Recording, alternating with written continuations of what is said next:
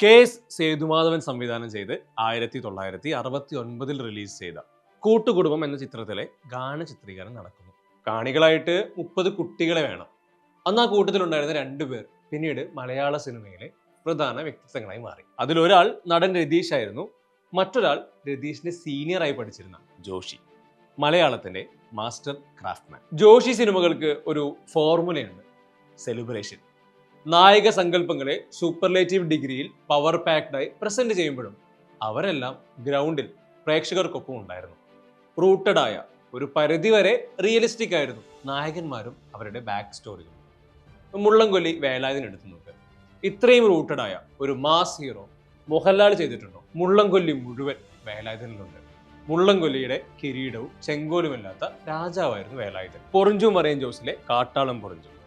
Joju George തന്റെ കരിയറിൽ അന്നേ വരെ ചെയ്ത കഥാപാത്രങ്ങൾ വെച്ച് ഏറ്റവും വീര്യം കൂടിയതും ജോസഫിന് ശേഷം അത്രയധികം പ്രേക്ഷകരുമായി കണക്ട് ചെയ്യാൻ കഴിഞ്ഞത് പൊറിഞ്ചുവിനായിരുന്നു. എത്ര വലിയ മാസ് ഓറ ഫാമിംഗ് നടത്തിയാലും ലൈക്കബിലിറ്റി ആയിരുന്നു ജോഷിയുടെ നായകന്മാരുടെ പ്രത്യേകത.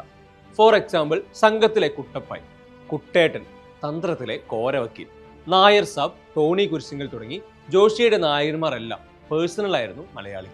ലൈഫിലെ എല്ലാ മൊമെന്റിലും ഒരു സിനിമാറ്റിക് ഫ്രെയിം കാണുന്ന പോലെയാണ് ജോഷി സിനിമകൾ. നമ്മുടെ നാടും ചുറ്റുപാടുകളും, അത് റിയാലിറ്റി. അവിടെ ചട്ടമ്പിത്തരം കാണിക്കുന്ന ഗുണ്ടകൾ, അത് സിനിമാറ്റിക്.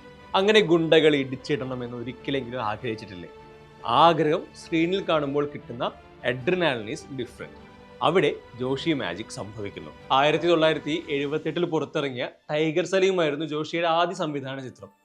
48 വർഷങ്ങൾ കഴിഞ്ഞു. ഇത്രയും കാലം ഇൻഡസ്ട്രിയുടെ അവിഭാജ്യ ഘടകമായി നിലകൊള്ളുക എന്നത് ഒരിക്കലും എളുപ്പവുമല്ല. പ്രേം നസീറും സുകുമാരനും ജയനും എല്ലാം ആദ്യകാലങ്ങളിലെ ജോഷി നായകന്മാരാണ്. എന്നാൽ 1983 റിലീസായ ആ രാത്രിയിലൂടെയാണ് മമ്മൂട്ടി ജോഷി കോംബോ തുടക്കമിടുന്നത്. 43 വർഷത്തിൽ 30-ലധികം സിനിമകളാണ് ഈ കോമ്പിനേഷനിൽ റിലീസായത്. നമ്മളിൽ പലരുടെയും പ്രിയപ്പെട്ട സിനിമകളും ഈ ലിസ്റ്റിലുണ്ടാകും. ജോഷി മമ്മൂട്ടി കോംബോയെ നമുക്ക് 2 സ്റ്റേജായി കാണാം. അതാണ് എനിക്കിഷ്ടം.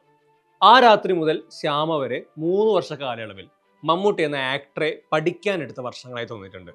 ജോഷി മൂഡിൽ മമ്മൂട്ടിയെ എങ്ങനെ പ്ലേസ് ചെയ്യാം? കൂടുതലും ടെംപ്ലേറ്റ് സിനിമകളായിരുന്നു. ഫാമിലി ഹീറോ ആയിരുന്നു മമ്മൂട്ടി. പരാജയ ചിത്രങ്ങളും അതിൽ സംഭവിച്ചിട്ടുണ്ട്. ആരോ പറഞ്ഞ് നമ്മൾ കേട്ടിട്ടില്ലേ, മമ്മൂട്ടി ഇനി തിരിച്ചു വരില്ല എന്ന് ഉറപ്പിച്ചവരുടെ മുന്നിലേക്കായിരുന്നു ജോഷി മമ്മൂട്ടി കോംബോയുടെ സെക്കൻഡ് ഫേസ് സ്റ്റാർട്ട് ചെയ്തത്. ന്യൂഡൽഹി. മമ്മൂട്ടിയിലെ സ്റ്റാറിനെ എക്സ്പ്ലോർ ചെയ്യുക. മലയാള സിനിമയുടെ വിഷ്വൽ ഗ്രാമർ തന്നെ ഫ്രം സ്ക്രാച്ച് ജോഷി മാറ്റുന്നു. പൊളിറ്റിക്കൽ റിവെഞ്ച് ത്രില്ലർ, അതും ലാർജ് സ്കെയിൽ പ്രൊഡക്ഷൻ അങ്ങ് ഡൽഹിയിൽ. ക്രാഫ്റ്റ്മാൻഷിപ്പിൽ മാത്രം സാധ്യമാകുന്ന റിസൾട്ട്. മമ്മൂട്ടി ജോഷി കോംബോ മാത്രമല്ല, ജോഷി തന്നിലെ ഫിലിം മേക്കറെയും നെക്സ്റ്റ് സ്റ്റേജിലോട്ട് അപ്ഗ്രേഡ് ചെയ്തത് അവിടെ നിന്നാണ്. ന്യൂഡൽഹി തമിഴ്നാട് സെൻറ്ററുകളിൽ ട്രെൻഡിങ് ആകുന്നു. With long run. തെലുങ്കിലും ഹിന്ദിയിലും കന്നഡയിലും റീമേക്കും ചെയ്യപ്പെടുന്നു. ജോഷി ദ ഗ്രേറ്റസ്റ്റ് എങ്ങും ചർച്ചയാകുന്നു. ന്യൂഡൽഹിക്ക് പുറകെ വന്ന സംഘവും തന്ത്രവും നമ്മൾ തുടക്കത്തിൽ പറഞ്ഞ ലൈക്കബിൾ ഫാക്ടറുള്ള ഹീറോയായി മമ്മൂട്ടിയെ പ്ലേസ് ചെയ്യുന്നു.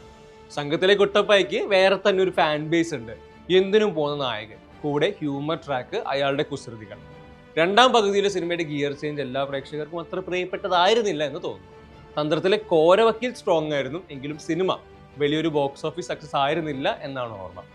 ദിനരാത്രങ്ങൾ ക്രിട്ടിക്കലിയും കളക്ഷൻ വൈസും സക്സസ് ആയിരുന്നു. അതിനുശേഷം കംഫർട്ട് സോണിൽ നിന്ന് പുറത്തു കടക്കാൻ ജോഷി തീരുമാനിക്കുന്നു. ഡെന്നിസ് ജോസഫ്, കലൂർ ഡെന്നിസ് തിരക്കഥകളിൽ നിന്നും അവധിയെടുത്ത് ലോഹിതദാസുമായി കൈകോർക്കുന്നു. മഹായാനം. രസമുള്ള വൺലൈനായിരുന്നു സിനിമയുടെ. തന്റെ ക്ലീനറുടെ ശവശരീരവുമായി അയാളുടെ നാട്ടിലേക്ക് ലോറിയിൽ പോകുന്ന ഡ്രൈവർ. ശേഷം ആ നാട്ടിൽ സംഭവിക്കുന്ന മറ്റു കാര്യങ്ങൾ. കുക്കിംഗ് അല്ലേ? സിനിമ വലിയ വിജയമൊന്നും ആയില്ലെങ്കിലും മമ്മൂട്ടിക്ക് ചന്ദ്രു എന്ന കഥാപാത്രത്തിലൂടെ മികച്ച നടനുള്ള സംസ്ഥാന അവാർഡ് ലഭിച്ചു. പിന്നീട് കരിയറിലെ ഏറ്റവും സ്ട്രോങ് ഫേസിലൂടെയാണ് ജോഷി മുന്നോട്ട് പോയത്. ക്രാഫ്റ്റ്മാൻഷിപ്പിന്റെ എപ്പിറ്റോം എന്ന് ജോഷി വിളിക്കാൻ പറ്റുന്ന the golden page of his career. S N. സ്വാമിയുടെ തിരക്കഥയിൽ വന്ന നാടുവാഴികൾ, ലോഹിതദാസിനൊപ്പം വീണ്ടും കൈകോർത്ത കുട്ടേട്ടൻ, കൗരവർ, പത്മരാജന് തിരക്കഥയിൽ ഒരുങ്ങിയ ഈ തണുത്ത വെളുപ്പാങ്കാലത്ത്, പിന്നീട് നമ്പർ 20 മദ്രാസ് മെയിൽ, നായർ സാബ്, ധ്രുവം, സൈന്യം, ലേലം, പത്രം തുടങ്ങി god film making Indian cinema ഇൻഡസ്ട്രിക്ക് കാണിച്ചു കൊടുത്ത ലോങ് ജേർണി. ഇതിൽ കുട്ടേട്ടനും ഈ തണുത്ത വെളുപ്പാങ്കാലത്തും സ്പെഷ്യലാണ്. ജോഷി ഫിലിമോഗ്രഫിയിൽ നമ്മൾ പ്രതീക്ഷിക്കാത്ത 2 സിനിമകൾ. മാസ് കമേഴ്ഷ്യൽ സിനിമ എഴുത്തിലും സെറ്റിങ്ങിലും ഗംഭീര ടെക്സ്റ്റ് ബുക്കായി കൗരവറെ തോന്നിയിട്ടുണ്ട്. കിടിലൻ ക്യാരക്ടർ എഴുത്ത്, proper emotional connection, high and low moments. എല്ലാ തരത്തിലും, കൂടെ ഗംഭീര ഹീറോ ബിൽഡപ്പ് ആൻഡ് എലവേഷൻ സീക്വൻസുകളും. ബട്ട് ഒരിക്കൽ പോലും ഓവർ ദി ടോപ്പ് ആയിരുന്നില്ല. ലോഹിത് ദാസിന്റെ മാസ് ക്ലാസ് എഴുത്ത്, ജോഷിയുടെ അഡ്രിനാലിൻ പമ്പിംഗ് വിഷ്വലൈസേഷൻ, ക്രാഫ്റ്റ്മാൻഷിപ്പിന്റെ ബെസ്റ്റ് എക്സാമ്പിളായി ധ്രുവവും തോന്നിയിട്ടുണ്ട്. എത്ര പ്ലോട്ടുകളാണ് സിനിമയിൽ, അത്ര തന്നെ കഥാപാത്രങ്ങളും. പ്രധാനപ്പെട്ട കഥാപാത്രങ്ങൾ വരുന്ന സീനുകളിലെ കൃത്യമായ ബ്ലോക്കിങ്ങിന് ധ്രുവം മികച്ച ഉദാഹരണമാണ്. 90കളുടെ അവസാനത്തിലാണ് രഞ്ജി പണിക്കർ ജോഷി കൂട്ടുകെട്ട് ആരംഭിക്കുന്നത്. കൃത്യമായി പറഞ്ഞാൽ 1997 ലേലം സംഭവിക്കുന്നത്. കമ്മീഷണറിന് ശേഷമുള്ള സൂപ്പർ സ്റ്റാർ ടാഗും സ്റ്റീരിയോ ടൈപ്പ് കഥാപാത്രങ്ങളും ചില ബോക്സ് ഓഫീസ് ഫെയിലിയറുകൾക്ക് ശേഷം സുരേഷ് ഗോപി കിട്ടിയ പ്രോപ്പർ കംബാക്ക് ആയിരുന്നു ലേലം. Anakkattil Chakochi was different. നമ്മൾ നേരത്തെ പറഞ്ഞ ബ്ലോക്കിംഗ്, അതുപോലെ ഷോർട്ട് ഡിവിഷൻ്റെ ഒക്കെ അതിഗംഭീര ഉദാഹരണങ്ങൾ ഈ സിനിമയിൽ കാണാം. MG സോമന്റെ ഗംഭീര മോണോലോഗ്, അത് നമുക്ക് മറക്കാൻ കഴിയുമോ? കൂടെ നായകനോളം പോകുന്ന വില്ലന്മാരും. രഞ്ജി പണിക്കരുമായി ചേർന്നൊരുക്കിയ പത്രവും റെപ്ലിക്കേറ്റ് ചെയ്യാൻ കഴിയാത്തവണ്ണം ഗംഭീരമായി തുടരുന്ന സിനിമയാണ്. വലിയ സ്ക്രീനിലെ മാജിക്, ഫയർ ബ്രാൻഡ് കഥാപാത്രങ്ങൾ, മഞ്ജു വാര്യർ അവതരിപ്പിച്ച ദേവു സ്റ്റിൽ ഹോപ്പാണ്, ഇൻസ്പിറേഷനാണ്. മുരളി അവതരിപ്പിച്ച ശേഖരേട്ടനും NF വർഗീസിന്റെ വിശ്വനാഥനും ടെക്സ്റ്റ് ബുക്ക് പെർഫോമൻസ്. വിശ്വനാഥന്റെ കൊച്ചിയാണെന്ന് പറയുമ്പോൾ കിട്ടുന്ന ഇമ്പാക്ട് സ്റ്റിൽ ഗൂസ് ബംസ്. 1999 തന്നെയാണ് വാഴുന്നൂർ റിലീസാകുന്നത്. 2001 പ്രജയും മലയാളത്തിലെ ഏറ്റവും വലിയ സിനിമയായി വന്ന ദുബായും റിലീസായി. എങ്കിലും ഒരു പ്രോപ്പർ ബോക്സ് ഓഫീസ് സക്സസ് ജോഷിക്കൊപ്പം പിന്നീട് കൂടിയത് 2004 റൺവേയിലൂടെയാണ്. 2005 മോഹൻലാൽ ജോഷി കൂട്ടുകെട്ടിലെ ഏറ്റവും മികച്ച കഥാപാത്രവും സൃഷ്ടിക്കപ്പെട്ടു, മുള്ളൻകൊല്ലി വേലായുധൻ. നരൻ ശരിക്കും ഒരു വണ്ടറായി തോന്നിയിട്ടുണ്ട്. ജോഷി സിനിമകളുടെ റീ റിലീസ് ലിസ്റ്റിൽ എൻ്റെ ടോപ്പ് 1 നരനാണ്. എന്തൊരു പടമാണ്! വേലായുധനെ ഹൈപ്പ് ചെയ്യുന്നത്, അതിനോട് 101% നീതി പുലർത്തുന്ന ബിലീവബിൾ വേലായുധനും. ഡാൻസ്, ഫൈറ്റ്, ഇമോഷണൽ കണക്ഷൻ തുടങ്ങി ഒരു പ്രോപ്പർ പാക്കേജ് പടം.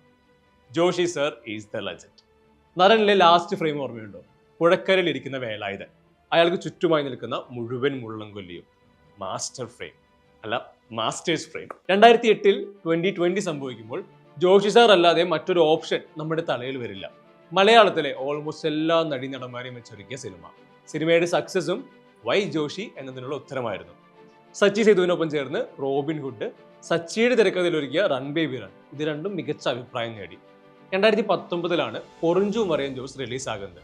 പീരിയഡ് സെറ്റിംഗിൽ പുതിയ കാലത്തിന്റെ എല്ലാ ടെക്നിക്കൽ ബ്രില്യൻസ് ഉപയോഗിച്ച പ്യുവർ കമേഴ്ഷ്യൽ സ്റ്റഫ്. നമ്മൾ ഈ വേലായുധനെ കുറിച്ചൊക്കെ പറഞ്ഞതുപോലെ കാട്ടാളം പൊറിഞ്ചു വമ്പൻ ക്യാരക്ടറായിരുന്നു. അയാൾ ഒരു ആനയെ ഇടിച്ചിടുമെന്ന് പറഞ്ഞാൽ നമ്മൾ വിശ്വസിക്കും. അതിന് സെറ്റിംഗ് ആയിരുന്നു ആ ക്യാരക്ടർ. ജോജു ജോർജ് എന്ന ആക്ടറെ ഇത്രയും ഓറയിൽ പ്ലേസ് ചെയ്ത സിനിമ അന്ന് വരെ ഉണ്ടായിരുന്നില്ലെന്ന് തോന്നുന്നു. സിനിമയുടെ മാജിക്കിനെ കുറിച്ച് നമ്മൾ എപ്പോഴും പറയാറില്ലേ, അതുപോലെ തന്നെ പ്രധാനപ്പെട്ടതാണ് ഈ മജീഷ്യൻസും. ജോഷി സാർ മലയാളത്തിലെ ഗ്രേറ്റസ്റ്റ് ഫിലിം മേക്കേഴ്സിൽ ഒരാളാണ്. സിനിമയുടെ വിഷ്വൽ ലാംഗ്വേജ് ടെക്സ്റ്റ് ബുക്കിൽ പുതിയ ചാപ്റ്റർ കൊണ്ടുവന്ന ആൾ. മാസ് തിയേറ്ററിക്കൽ കമേഴ്ഷ്യൽ സിനിമകളെ കൈപിടിച്ച് നടത്തിയ master. Thank you, Joshi sir, for being our magician.